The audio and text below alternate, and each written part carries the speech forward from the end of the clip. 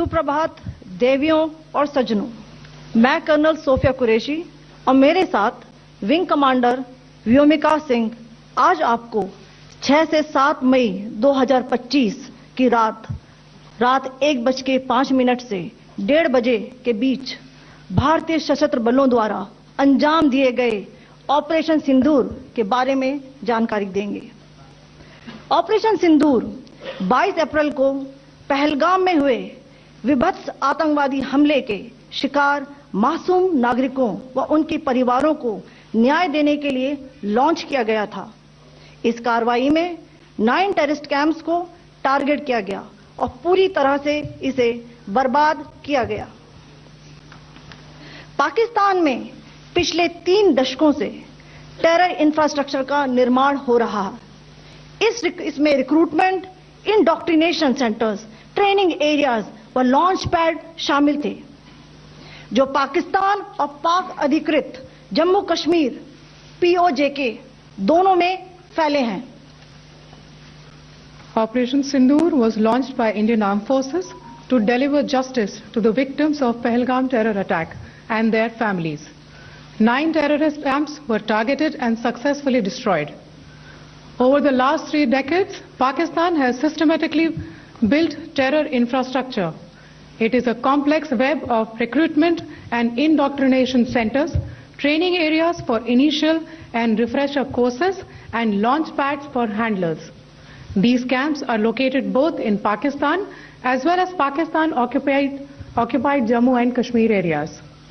Some of the well-known training camps are located, as you can see on the screen. They are distributed from Savai Nala in the north, counting to approximately 21, ending at Bhagalpur to the south. इन लक्ष्यों का चयन विश्वसनीय intelligence सूचनाओं के आधार पर हुआ ताकि आतंक गतिविधियों की रीढ़ तोड़ी जा सके, और यह खास ध्यान दिया गया कि निर्दोष नागरिकों और सिविलियन इंस्टॉलेशन को नुकसान न पहुंचे। The selection of these targets for Operation Sindoor was based on credible intelligence inputs and role of these facilities in perpetrating the terror activities. The locations were so selected to avoid damage to civilian infrastructures and loss of any civilian lives. This was done with due diligence, and the camps selected for targeting and their engagement will now be shown to you one by one. POJK के targets मैं आपको बताना चाहूंगी। सबसे पहले सवाई नाला camp Muzaffarabad, जो कि POJK के लाइन ऑफ कंट्रोल से 30 किलोमीटर दूर है। यह एक लश्कर तौयबा का ट्रेनिंग सेंटर था। 20 अक्टूबर 2024 सोनमर्ग, 24 अक्टूबर 24 गुलमर्ग, 22 अप्रैल 2025 पहलगाम, इन हमलों के आतंकियों ने यहीं से प्रशिक्षण लिया था। सैयदना बिलाल कैंप मुजफ्फराबाद, यह एक जैश ए मोहम्मद का स्टेजिंग एरिया है।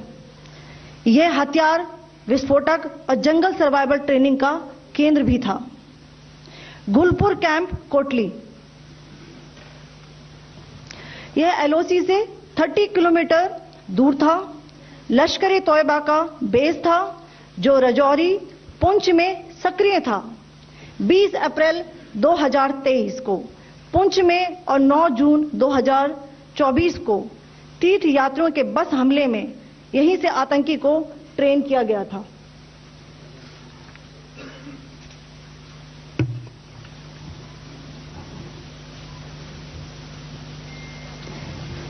बरनाला कैंप भिंबर, ये LOC से 9 किलोमीटर दूर है। यहां पर हथियार, हैंडलिंग, IED व जंगल सर्वाइवल का प्रशिक्षण केंद्र था। अब्बास कैंप कोटली,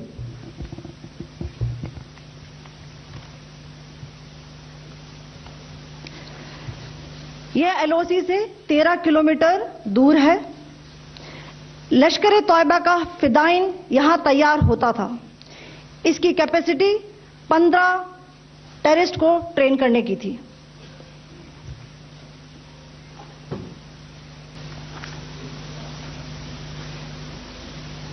अब मैं पाकिस्तान के अंदर के टारगेट से अवगत कराना चाहूंगी। पहला, सर्जिकल कैंप सियालकोट। यह अंतर्राष्ट्रीय सीमा से 6 किलोमीटर की दूरी पर है, सांबा कठुआ के सामने।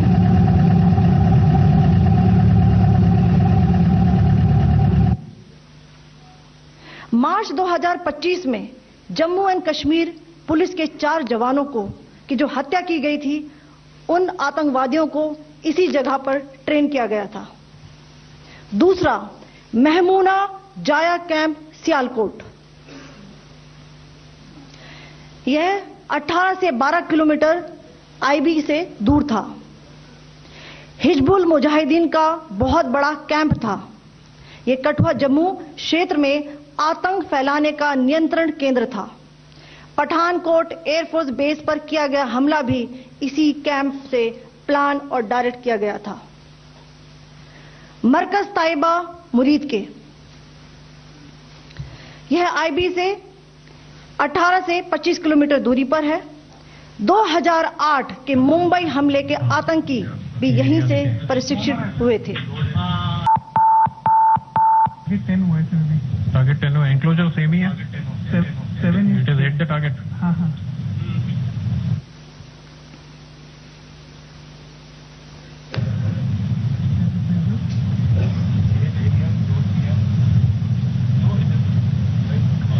तीसरा आ गया sir.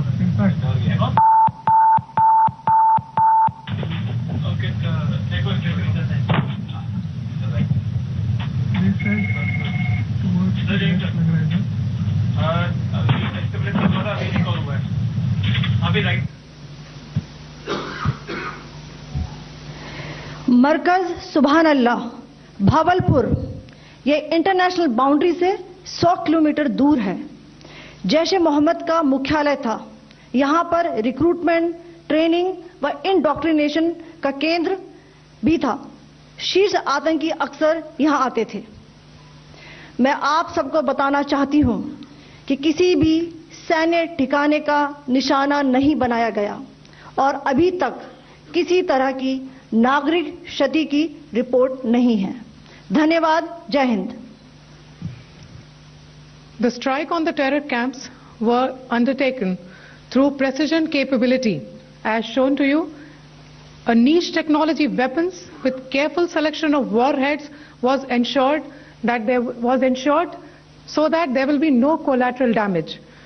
The point of impact in each of the target was a specific building or a group of buildings.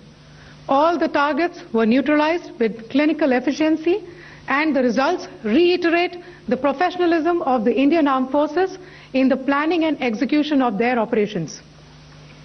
No military establishments were targeted.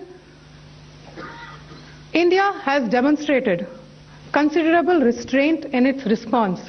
However, it must be said that the Indian Armed Forces are fully prepared to respond to Pakistani misadventures, if any, that will escalate the situation. Jai Hind, and thank you very much.